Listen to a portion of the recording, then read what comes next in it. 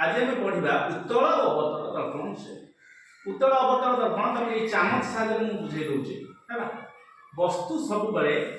दर्पण बाम पार्श्व रही कारण आलोक रश्मि बाम रु डाहाण को गति करे आम ये दर्पण यहीटा खाल रोचे जोटा भीतर को बंकई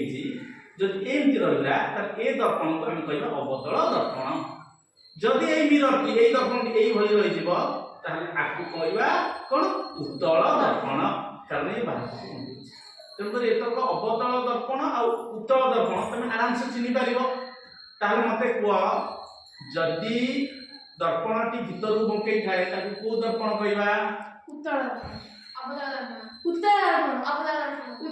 ठीक अच्छे तुम मैंने जुक्ति करनी एथरक एथरक मुझे आराम से बुझे दूसरी केमी हम तुम मैंने ओडिया फिल्म अभिमन्यु फिल्म देखिच अभिमन्यु फिल्म रे हीरो किए अभिमन्यु फिल्म रे हीरो किए अनुभव हैला अनुभव ना तार अछि अभि कोन अछि अभि भी तल अरे अवतल धीरे भीतर को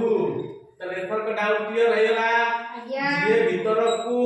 बंकई दिबो ता ना होची अवतल दर्पण ताले बाहर को जे बंकईला से होची उत्तल दर्पण एथर को बुझिबा समस्त पिला माने ठीक अछि।